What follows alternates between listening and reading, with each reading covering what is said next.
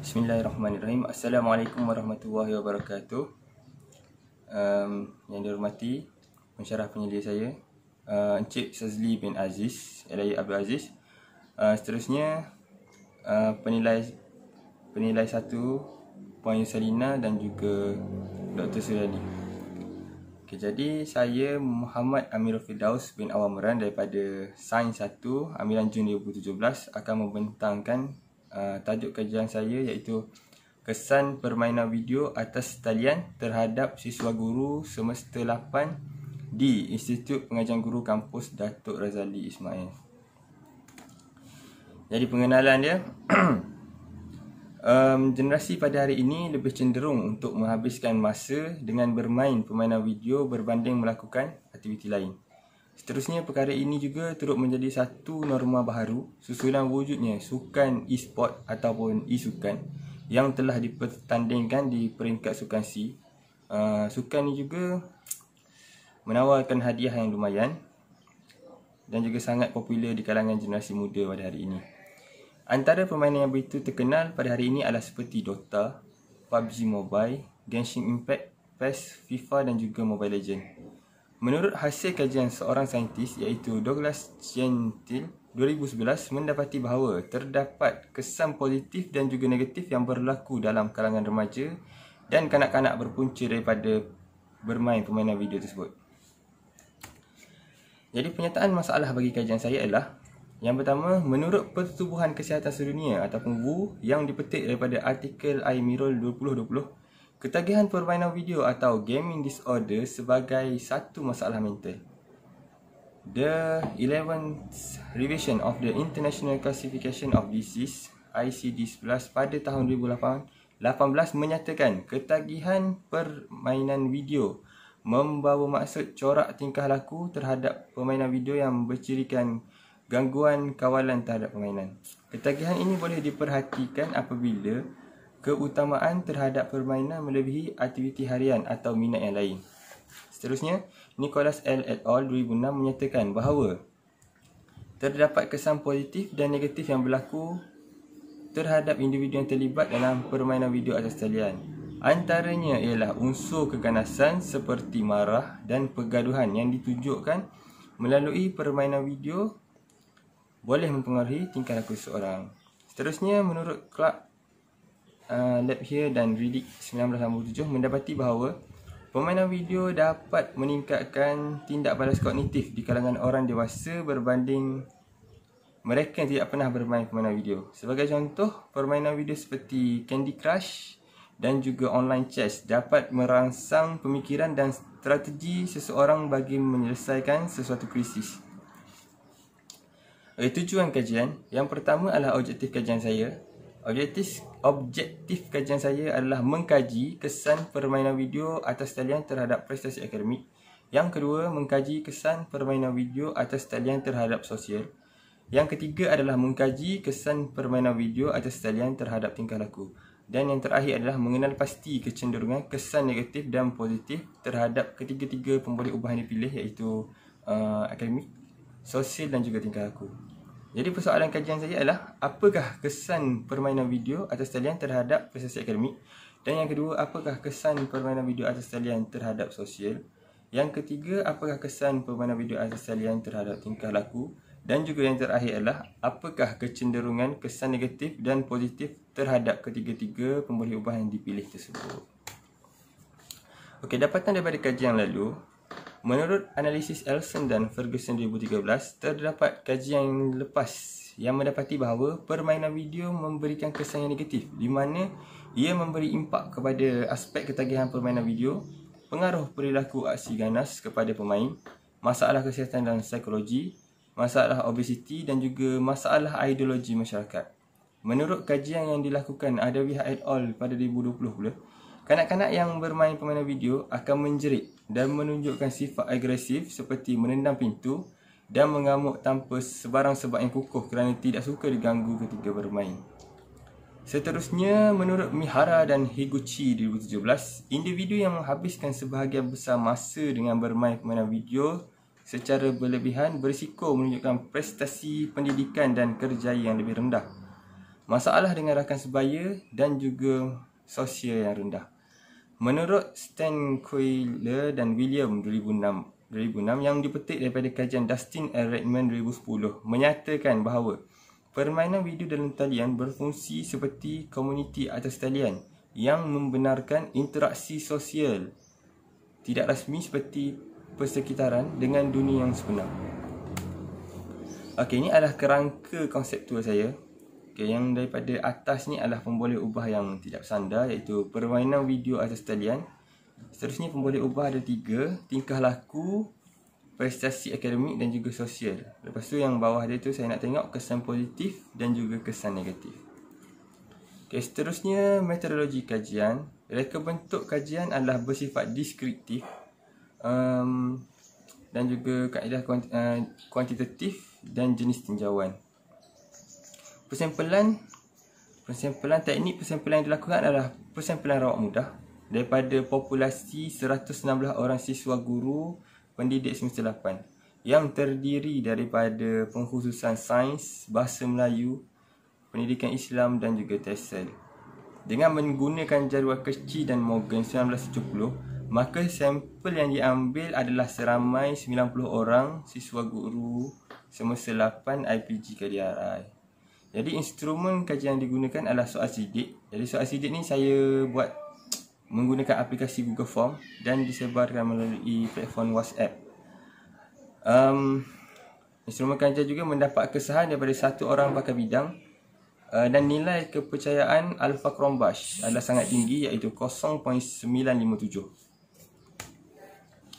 Maklumat demografi responden. Jadi ini adalah maklumat yang saya dapat daripada hasil kajian saya. Jadi melalui soal selidik tu terdapat 51 orang perempuan dan juga 39 orang lelaki daripada responden yang telah menjawab soalan. Jadi kat sini kita dapat lihat ramai yang menjawab soal selidik ni terdiri daripada perempuan lah. Okay, seterusnya adalah umur. Saya masukkan 3 umur, 23, 24 dan 25 yang terdiri daripada 3 peringkat umur. Jadi yang paling tinggi adalah 23 tahun, diikuti dengan 22% 24 tahun dan juga hanya 2% saja 25 tahun.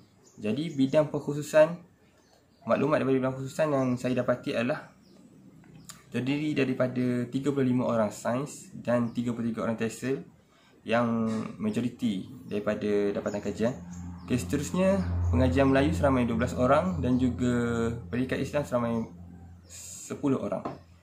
Kefahaman maksud permainan video atas talian. Jadi saya mendapati bahawa 94% memahami apakah maksud permainan video atas talian dan 6% tidak memahami apakah maksud permainan video atas talian.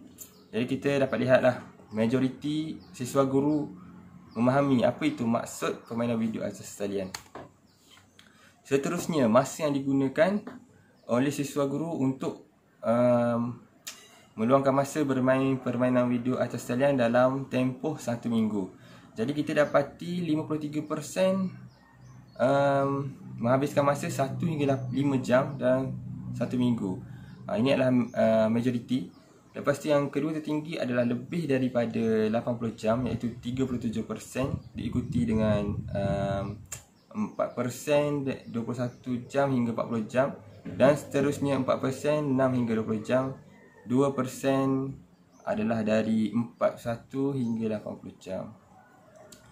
Pandangan siswa guru yang daripada pandangan yang diminta oleh siswa guru, mereka menyatakan bahawa 53% ataupun 53% daripada siswa guru menyatakan kesan daripada permainan video ni sangat memberikan impak kepada sosial. Yang kedua, 20% menyatakan kesan daripada permainan video adalah berlaku kepada akademik dan 27% menyatakan permainan video memberikan kesan kepada tingkah laku.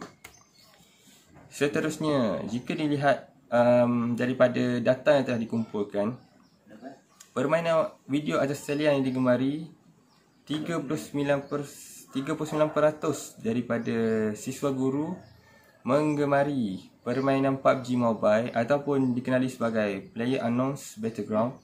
Dan yang kedua, 34% menggemari permainan Mobile Legends Bang Bang. Seterusnya adalah 11% yang menggemari FIFA Online, 6% Dota, 6% permainan video yang lain, dan 4% PES ataupun Pro Evolution Soccer. Seterusnya, daripada dapatan keseluruhan daripada kesan kepada akademik, sosial dan tingkah laku, saya mendapati bahawa min keseluruhan daripada borang soal sidik mendapati kesan terhadap tingkah laku adalah yang paling tinggi, iaitu 4.25. Diikuti dengan akademik kesan yang sederhana 3.70, sosial 3.05 yang paling rendah. Okay, jika dilihat daripada borang soal sidik tersebut, yang paling memberi kesan terhadap akademik adalah 4.23, iaitu aktiviti harian dan tugasan terganggu disebabkan bermain permainan video atas talian. Jadi kita dapat lihat kesan yang paling ketara adalah aktiviti harian dan tugasan yang terganggu disebabkan bermain permainan video atas talian. Dan kesan yang paling sedikit adalah sering mengantuk semasa kuliah dijalankan dan mengabaikan tugasan disebabkan bermain permainan video atas talian. Jadi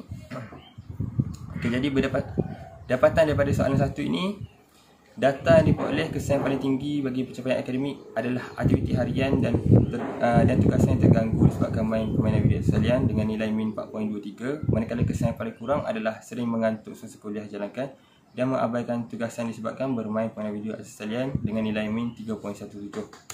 Seterusnya, ini adalah data bagi sosial. Jadi yang paling tinggi 4.18 dan yang paling rendah adalah 2.52. Jadi kita lihat daripada soalan kedua, apakah kesan permainan video atas talian terhadap sosial. Jadi kita lihat berdasarkan data yang diperoleh, kesan yang paling tinggi bagi sosial adalah kerap kali tidak turun beriadah kerana bermain permainan video atas talian dengan nilai min 4.18, manakala kesan yang paling kurang adalah permainan video atas talian membolehkan bertukar-tukar pandangan dan idea dengan rakan-rakan dengan nilai min 2.52. Seterusnya, bagi tingkah laku pula, kita dapat melihat daripada data yang telah dikumpulkan bahawa yang paling tinggi adalah 4.83 dan min yang paling rendah adalah 3.90. Daripada persoalan 3, apakah kesan permainan video atas talian terhadap tingkah laku? Berdasarkan data yang saya peroleh, kesan yang paling tinggi terhadap tingkah laku ialah permainan video atas talian tidak membantu untuk berkelakuan lebih baik dengan nilai min 4.83. Manakala kesan yang paling kurang adalah apabila bermain permainan video atas talian, individu akan cenderung untuk berasa tidak bersemangat dan mood menjadi kurang baik dengan nilai min 3.90. Okey, jadi bagi menjawab persoalan yang keempat atau soalan yang terakhir, kecenderungan kesan negatif dan kesan positif. Jadi kita dapat lihat di sini kesan positif daripada akademik, sosial dan juga tingkah laku.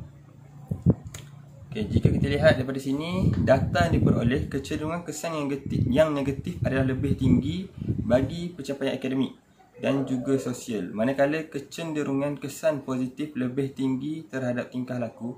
Namun begitu, perbezaan kesan positif dan negatif kepada tingkah laku adalah sangat kecil, iaitu hanya beza 0.04 sahaja bagi nilai min tersebut.